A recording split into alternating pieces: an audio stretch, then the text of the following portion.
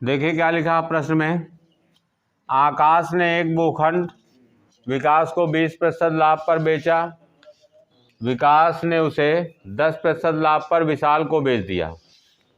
यदि विशाल को इस भूखंड के लिए 6,60,000 रुपये देने पड़े हों तो आकाश के लिए भूखंड का क्रय मूल्य ज्ञात करो। आकाश के लिए भूखंड का क्रय मूल्य का मतलब कि आकाश ने कितने का खरीदा था। ठीक है, तो मान लीजिए माना आकाश का क्रय मूल्य x रुपये है।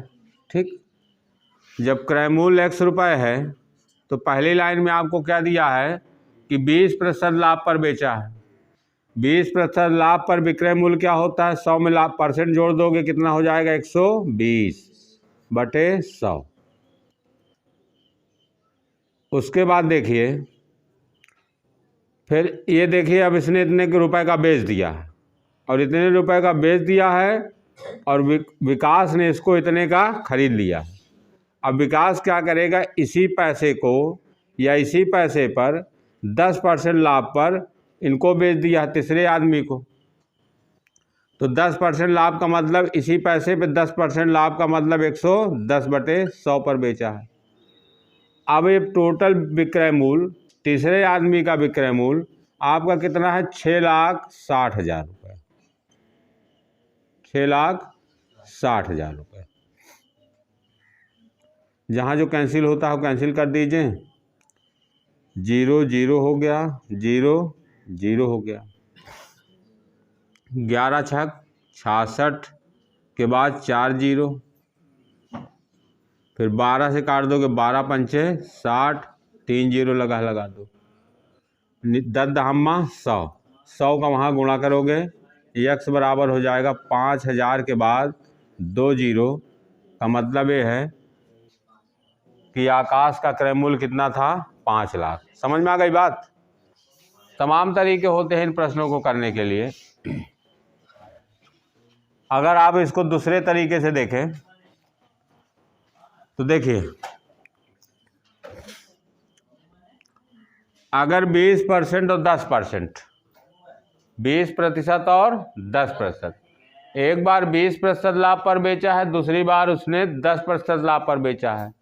दोनों प्रतिशत के इक्विवेलेंट, दोनों परसेंट के इक्विवेलेंट अगर परसेंट निकाल दें आप कि 20% और 10% दो बार जो बेचा गया है उसको एक ही बार में 1% कितना होता है, तो 2% का इक्विवेलेंट परसेंट कितना निकालते हो, 20 + 10 + 20 × 10/100। अगर 2% आपके पास x और y हैं तो x + y + xy/100, यही फार्मूला लगा दिया करिए। जहाँ जो कैंसिल होता हो कैंसिल कर दीजिए। 20 10 30 और यहाँ बचा है 2, तो कितना हो गया, 32%। तो जो भी क्रय मूल्य रहा होगा उस पर 32% का प्रॉफिट लेकर के यहाँ पर बिका है। तो अगर क्रय मूल्य आपका x है अब 32% लाभ पर 132/100 बराबर कितना है, 6,60,000। ये 132 पंचे 660 होता है। देखो 100 पंचे 500, 3 पंचे 15 मतलब 150 और 2 पंचे 10, 150 10 160 हो गया भाई। 100 पंचे 500 हुआ, 32 पंचे 160 हुआ, कितना हुआ, 660 हो गया ना। के बाद 3 0, तो 5,000 में जब 100 का गुणा करोगे तो 5,000 के बाद 2 0 लगा दोगे, तब आपका क्रय मूल्य आ जाएगा। समझ में आ रही बात है ना। और अगर इसको देखा जाए कि किस तरीके से करें, कहीं मान लीजिए ऑब्जेक्टिव आ जाता है आपसे, कहीं पर ये ऑब्जेक्टिव प्रश्न आ जाता है। तमाम 8 के बाद, कक्षा 8 के बाद नवोदय है या 9th के लिए अच्छी कोचिंगें हैं, उन वहाँ पर टेस्ट दिए आपने, तो पहले अगर 100 रुपये आपका क्रय मूल्य था तो 20% लाभ पर बेचा तो 120 पर बेचेगा। फिर दोबारा अगर 100 रुपये क्रय मूल्य रहा होगा तो 10% लाभ पर बेचेगा तो 110 का बेचेगा। यहाँ गुणा करोगे 100 में 100 का तो एक के बाद 4 जीरो लगा दो। यहाँ गुणा करोगे 11 ब्रह्म है 132, डबल जीरो लगा दो। ठीक है। अच्छा, प्रश्न में आपको क्या दिया देखो, अब 10,000 का सामान कितने में बेचेगा?